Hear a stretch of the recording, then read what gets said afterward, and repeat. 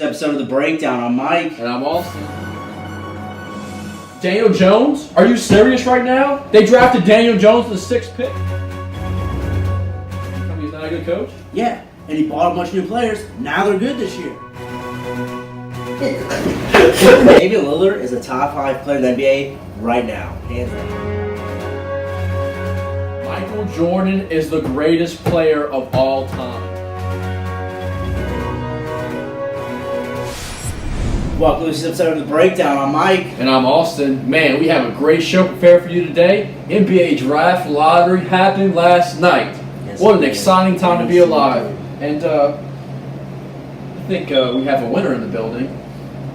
Not so much for Atlanta. But anyways, we have a great show prepared for you today. We're going to be breaking down the NBA Draft Lottery and what's next for the New Orleans Pelicans after getting and winning the #1 overall pick. Very exciting time here in New Orleans. We're also going to be going over the NBA Western Conference Finals and the Eastern Conference Finals and kind of giving a breakdown of what we think is going to happen in those series too. So kind of want to start it off, Mike. All yours, buddy. Well, I mean, you kind of pointed out, I mean, as an Atlanta fan, it wasn't a great day for me yesterday. No. But I will say this. Yesterday was the start of the end of the era of tanking. I think last night definitely agree, 100%. proved, like, Adam Silver we probably could not have been any happier than how yesterday went, because he, like, only team that, I mean, really wasn't successful for them because they were projected to have the #1 overall pick was the Knicks. I mean, at least the Knicks got a top 3 pick, but all the other teams, the Suns, second best odds, got the 6th pick. The Bulls got the 7th pick. Right. I mean, the Cavs got the 5th pick. I mean, I loved it. Like, as an NBA fan, it was exciting to watch. Like, I mean, you were just like, oh my gosh, this is unexpected. Like, the Lakers were projected to have, like, the 11th best odds. They got the 4th pick. Memphis was, what, the 7th best odds. They got the 2nd pick. New Orleans was, what, 8th best odds? Got the first pick. 7th best odds, but... Oh, that means Memphis had the 6th. Yeah. Like, my point, though, it's like, everything was so unexpected. It was fun to watch. Like I said, I wish the Hawks would have got done a little better. But still, as an NBA fan, so fun to watch. Like, I love to see the end because nobody wants to pay money to go see a team tank. Right. And I think this proved, like, teams now realize, look, if we tank, we're not guaranteed to get a top pick now. I love it. Yeah, the new system for you, those of you that don't know, a lot of tanking going on in the NBA as of recent years. Philadelphia 76ers trust the process. They really kind of started the whole thing. It worked for them. It did work for them, but it took years and years and years. But the NBA wanted to cut that down. I would say drastically. They want teams to focus more on winning and not ping pong balls. That's a quote actually from the NBA. But definitely, so the new system is, the old system used to be the team with the worst record would have a 25% chance of getting the first overall pick, and then it would go second, third, and so on and so forth. It would be like significant drop. Yes, very significant. Second pick had like a 19% chance. Right, and then the back of the lottery, teams that barely missed the playoff, they would basically have no chance. It would be impossible for them to move up and get the first overall pick. Well, folks, not anymore. This new system, they flatten out the odds. First, second, and third worst records in the NBA all had the same level of percentage of what they can get as the first pick. 14%. All at 14%, and then also they leveled it out where teams like New Orleans at 6 they had a better chance of getting it there at 7. I'm sorry, had a better chance of getting the first overall pick. I think they had a 6% chance. They did have and then also the Lakers in the back of the draft, they jump up, so it gives teams like that an opportunity. Definitely, I agree with you. Definitely the end of tanking in the NBA. That's what I'm saying. I love it. Like I said, nobody wants to pay to watch a team lose. That's not fun. And it's not good for basketball. And it doesn't make them money when teams tank. So I mean, it's great. I love seeing the way. And hopefully, it's like that every year because I feel like it was the most exciting lottery. Yes, it brings excitement to the Before lottery. the lottery used to be 14, 13, 12, 11, just very kind of dry. You pretty much knew. Right. It didn't get exciting until the top 5. The only excitement was pretty much like if you had the 8th best odds, maybe move up to 6. Right. Like that would pretty much. That's how it used to be in the old days. Yeah. So I'm glad to see the change. So kind of getting into more. So the Pelicans got the #1 pick. I mean, I think everybody in the right mind knows that pick's going to turn into Zion Williamson. So how do you feel? How do you feel about just the whole situation when Zion possibly being a Pelican? Man. Everything. Last night was probably the best night in Pelicans franchise history as far as being in New Orleans goes. Came to New Orleans in the 2002-2003 season. They won the #1 pick to get Anthony Davis, but I feel like this this is just the way the whole situation that has gone down in New Orleans, the whole Anthony Davis saga with the trade demand, and then the national media trying to force him to go to the Los Angeles Lakers, force him to go to New York Knicks. And then you also have, the national media, criticizing New Orleans as a franchise, as a city, and they're doing that right now. We get the first overall pick, and they still are mad about it. You know why? Because Los Angeles and New York didn't get those picks. That's what it was. And then the second pick's Memphis. Yes, two small market teams. It was the worst thing to happen for the national media. They are crying like big babies right now, but I love it. And let me explain something real quick. I want to put to bed this whole perception that this city is not a basketball city. I have been to a Pelicans game in the month of May. We have been together to a playoff game in the month of May. This city can support this team without a shadow of a doubt in my mind. We need a winner, and Zion Williamson is the start of that winner. David Griffin is doing big things in this city, and I'm sick and tired of the national media saying we are just a football city. We are more than the New Orleans Saints, and we are going to prove it this year. 3,000 ticket sales. I think that's the number, the latest number. 3,000 new season tickets happened last night. This city is excited about basketball, and if you are not, you better get with the program because we are going places in New Orleans. I love it. It was a good tape. I think it was a great tape. Like, definitely national media is not giving. I feel instead of just giving New Orleans props, like, hey, congratulations, you're going to get Zion. It's more just like New Orleans. Yeah, they're just bitter because New York and LA didn't get the picks. And you know what? It's not all about the New York and the LAs in this world. NBA players go to small market teams all the time during the draft. Tim Duncan won 5 championships in San Antonio. Look what Giannis Antetokounmpo is doing in Milwaukee. You're going to sit here and tell me that Zion Williamson can't do big things in New Orleans because it's a small market? I say that is BS. You got Lillard and Portland. Yes, Lillard and Portland. Look, let me give you a stat to back up my findings. Let me give you a stat to back this up. The NBA just came out with the most recent local TV market ratings and the top 10 of who had the best ratings from a local TV market. New Orleans ranked third in the whole entire NBA. All the cities in the country, New Orleans ranked third. And there were some cities on there that don't have NBA cities, so I want to point that out too. It's not just NBA cities that they do. They do a bunch of other style of system of how they rate these numbers. And I want to point out this. Los Angeles was number 10.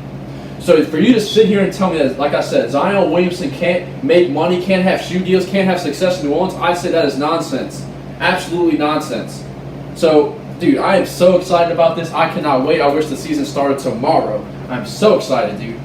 So the one thing I want to get into, like, it's great to have Zion, but I'm sure a lot of people saw that AD is keeping his stance. That even after when number 1 pick, he still wants to be traded. I mean, how do you feel? Do you want him to stay? Do you wish he would stay? Because based off, if he stays, there's a lot of potential for this team. Yeah. There's still a lot of potential for you to trade him for what you can get back for him. But I mean, just if he comes back, I mean, man, just like that's a big 3. The season hasn't even started yet. There's a big 3. Man, it's really kind of scary to think about. Zion Williamson playing next to Anthony Davis. You got Drew Holiday running that shooting guard, could run a little point. Then you have flexibility with if you flip Solomon Hill's contract, you have flexibility to make other moves. As a fan, I'm tired of the Anthony Davis situation. I really am, and I wish we would just move on and make Zion Williamson the face of the franchise for 2 reasons. Number 1, what Anthony Davis did this past season, I don't think fans can get over and accept him. I really don't. And the second reason I think they need to trade him is because I think Zion Williamson would fit better and thrive as an alpha. I think he is an alpha, that his playing style, let him be the guy. You don't need Anthony Davis. You don't need 2 alphas. It's not going to work. So I think from a fan standpoint, that's how I feel. But from a general manager standpoint, I think the Pelicans are looking at 4 options right now that they're considering. Number 1 option A, they are trying to keep Anthony Davis. If you're a new GM, you come into a new organization, you want to keep the star player. Of course. You have a jump start on a rebuild. Right. And then you land the number 1 overall pick on top of that. Of course you would love to keep Anthony Davis. That's a gift situation. After David Griffin, you walk into a situation where you have Anthony Davis, who's arguably a top 5 player in the league, and then you have Drew Holiday, who's a top 5 2-way player Yes. in the NBA. And then on top of that, you land the number 1 overall pick. I mean, as a new GM, you're just like, thank you. Yes. Like, I mean, there's no better situation to walk into. And look, that's what I understand. David Riffer's come out and said, we're trying to keep AD. I understand where he's coming from. I think he's playing a little bit to the media and playing his leverage a little bit more than we give him credit for. And I think that's what you're seeing now. I don't think Anthony Davis is really going to stay. But like I said, if you're a new GM coming in, that's your best option. Look, you have Solomon Hill. If Anthony Davis decides to stay and he wants to jump on board and play with Zion Williamson, number one, you have a max extension sitting in front of him, and if he doesn't sign it, you trade him. There is no ifs, ands, or buts about it. You cannot take the risk of him leaving next year in free agency and you get nothing. So that is definitely the first criteria that we have to meet. Yeah, you can't take his word on. Say he's like, well, I don't want to sign right now, but I'll sign next season. No. You sign it right now, an extension, or you don't sign it at all. You're either all in or all out. Yes, I agree with that 100%. You don't give him the option. Look, you get like, look, this contract I'm giving you is not going to get any better than this, and it ain't going to get any worse than this.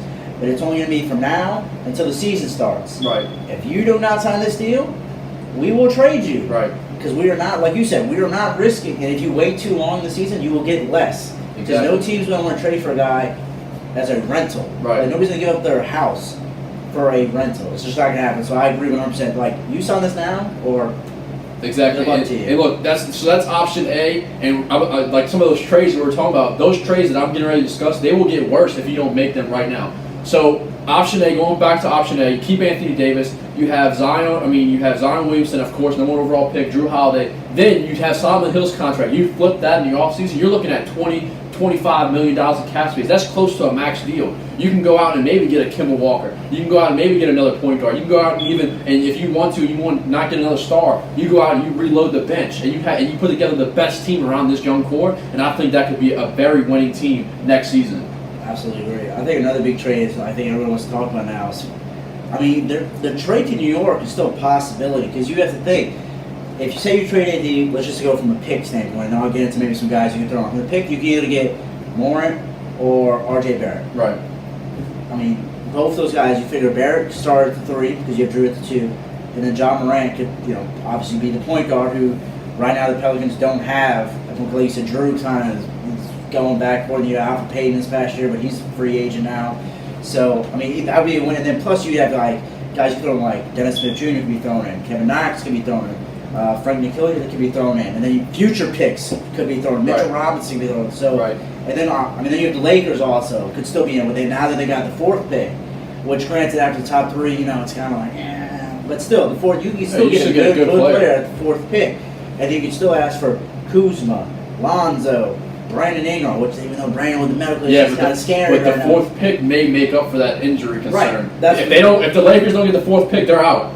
Oh, they're out. Say if they get the 9th pick, no, they're done. Like we're not, like we don't want the 9th. And a report came out today said the Pelicans still don't want to make a deal with the Lakers, but I think, look, the Lakers have. The Lakers make the right offer. They have a stronger package. Say they make that offer I just said for this year first, and like those 3 guys, and then but they throw like 2 future firsts. Right. How do you say no to that? I think, in my opinion, look, you didn't even mention Boston Celtics. Boston Celtics is another team. Jason Tatum, Jaylen Brown. You throw in their picks. You have Memphis's pick. They're my second option. I think that's the number 2 option. Like you said, New York Knicks. They had the 3rd overall pick. You pair Ja Morant or RJ Barrett with Zion Williamson. That's a building block to move forward. And then you also have the Lakers. So they're going to have a lot of options. And the Pelicans have all the flexibility and all the leverage right now by landing the number 1 overall pick. They have no pressure to go out and get another star. They have their star. They're going to get the 1 overall pick, and it's going to be Zion Williamson. Absolutely. I absolutely agree. So, great takes. I feel definitely a great topic. So, we're looking forward to see the actual draft. Yes, very excited. Next month. June 20th. Yep, huge Stay day. tuned. We're going to have an NBA draft show. We're going to do a mock draft, so stay tuned for that. Absolutely. Put it on your calendar. Yeah. So, moving on, we're going to talk about the Western Conference Finals. We have Golden State against Portland, with Golden State winning Game 1. How do you feel about the series going forward after Game 1? Look, going into the series, I thought Portland had a chance. They had a real chance because of the way they played this postseason, the way Damian Lillard played, the way C.J. McCollum played. But after the Game 1, man, I really am discouraged. You have got to come up and guard Steph Curry off of that pick and roll. You cannot let him come off the pick and have wide open jump shots. You have Enes Kanter, Zach Collins sit in the paint. Why are they in the paint? This guy is the best, most dangerous three-point shooter in the NBA in history. And you're letting him come free off of screens and shoot wide open threes? And that's not an exaggeration. Golden State 5. He's the best shooter in history. Like stats back that up. Golden State 5. Yeah, I would say going in, I felt the same. I thought Portland was going to make a run for them, especially KD, not being healthy. And honestly, the way this series is going, I don't think there's no need for KD to play this series. Yes. So, like you said, I mean, if you don't want to guard Steph, I mean, you might as well just go home now. Yes. Because, I mean, you're not going to win if you don't guard Steph. The dude, is historically the best shooter of all time. And then you have Klay Thompson playing well. I mean, and plus yeah. Lillard and McCollum struggled game one. When they were trapping him, they were doing what Portland should be doing to Golden State. When Curry and Klay Thompson come off those screens, you got to trap them. When McCollum and Lillard, because Portland runs a lot of picks, they run a lot of backstream, a lot of picks, they're trapping those two guards. They're making other people beat them. It's like, you're not going to beat us. We're going to make Rodney Hood. We're going to make Evan Turner. We're going to make Mo Harkless beat us, and they cannot beat the Golden State Warriors. No, without a doubt, no. So yeah, for me, if you would ask me going into the series, I would have said, like, still would have lost, but I would have said Warriors in 6. But now I'm kind of it might even be a sweep, but I'm gonna say Warriors in 5. So going over to the Eastern Conference, which I think is going to be super competitive. You have Game 1 going on right now. Bucks and Raptors, man, two really good teams. You know, Kawhi coming off that great shot in Game 7 against 76ers. I mean, what are you liking out of this series? Well, man, look, last time I checked, I think the Raptors are up. If they steal Game 1 in Milwaukee, that's a huge deal. But I like Milwaukee a lot. I had them going to the finals from the beginning. Look, I'm still sticking with that. Kawhi Leonard's a great player, but I like Giannis Antetokounmpo. I think they pulled it out. I like the Milwaukee Bucks in 7 games. Man, that's good, but you know what? I'm going to go a different direction. I think Toronto is hot right now, and I can't believe I'm saying this, but the Drake curse, I think it's going to end this year, man. Kawhi is just playing at a superb level. Like, he's playing like a top 5 player in the NBA right now. Coming off that huge game against 76ers, you got him, Pascal, Kyle Lowry, Fred VanVleet. Like, they got good guys around them. I think the Raptors, man, they're going to grind this out, and I think they're going to win in 7. I disagree with that. I mean, I think Milwaukee has too many weapons, man. Milwaukee does have a lot of weapons. If Milwaukee can shoot the 3 well, if they get going from 3, it's over. It's a wrap. Because Giannis doesn't shoot 3s. He gets in the paint, he's going to do his thing. If you get Nico Mirotic going, you get Chris Middleton going, you get Malcolm Brogdon going, it's over. It's a wrap. We're going to see, man. I think it's going to be a great series. It's definitely going to be fun. I want to add this on, too, man. For anybody that thought the playoffs weren't fun without LeBron, they got a taste of it this year, man. The playoffs have been competitive. The playoffs have been so exciting this year. Like, every series seems like it's been competitive, and it's just been really fun to watch. So, and speaking of teams that are competitive but fell a little short, I just want to talk about them real quick because I want to get your take on, like, what you think they should do. The Rockets, where do they go from here, man? They just, because it's 4th time, and they just can't get past the Warriors. Look, I think with the Rockets situation they're in, I think it's time to it's time to rebuild. Don't trade James Harden, but you got to get rid of Chris Paul's contract. He showed he had a downward spiral on his play this year. Definitely in the playoffs. I think next year you're going to see even more of a discrepancy in the way he plays. I think it's time you got to get rid of his contract and have a small reload. I wouldn't really call it a rebuild. I would call it more of a small reload. I think Eric Gordon's a good piece. He's a good complementary piece to James Harden, and I think if they can maybe get the pieces. Some more pieces and get rid of those contracts, they have a chance. But you can't go in next year with the same team. It ain't gonna happen. I would say even Clint Capella, like, it's like one of those things. You like him, he plays hard, he's athletic. But I mean, from a contract standpoint, you gotta live. Especially and like you were saying with Chris Paul, man. Next year he's supposed to make, I want to say, like $38 million, and then the last 2 years of his deals, the third year he's making like 40, and then the last year he's making like $42 million. Like, I mean, come on, man. You gotta put up better numbers than that if I'm paying you $40 million a year. Come on, man. What's going on? Real quick, so the other teams have some other teams that lost: Celtics, Denver, 76ers. For the Celtics, I think in order for them to get better next year, you got to go trade for AD. You agree with that? Yeah, I mean, they got to keep Kyrie too if they do that. Yeah. So they got to keep Kyrie, but they got to get AD. Yeah. And then Denver. Stay on course. Michael Porter, stay on course. They're a young team. Get Michael Porter Jr. back next year. Maybe you upgrade the bench a little bit. If it stays, you're good this year. You had a young team. Stay what you're doing. 76ers. Simply just fix the bench. Get the bench better and bring back Jimmy Butler. Yeah, got to bring back one of the players you got to bring back. You got to bring back Jimmy Butler or Tobias Harris. You lose them both, you're going to have a big problem next year. Right. Got to bring one back. That was our buzzer, so we got a 2-minute warning. What the fan question for the day is. For Mike Sr., where do the Knicks go from here? Well, like we were saying earlier, the Knicks had the best odds to land #1 pick and fell to 3. Which, I mean, they're still going to get a good player. Like I said, the key in this draft was getting the top 3. If you get in the top 3, I think you're going to get a really good player, and all 3 of these guys have star potential.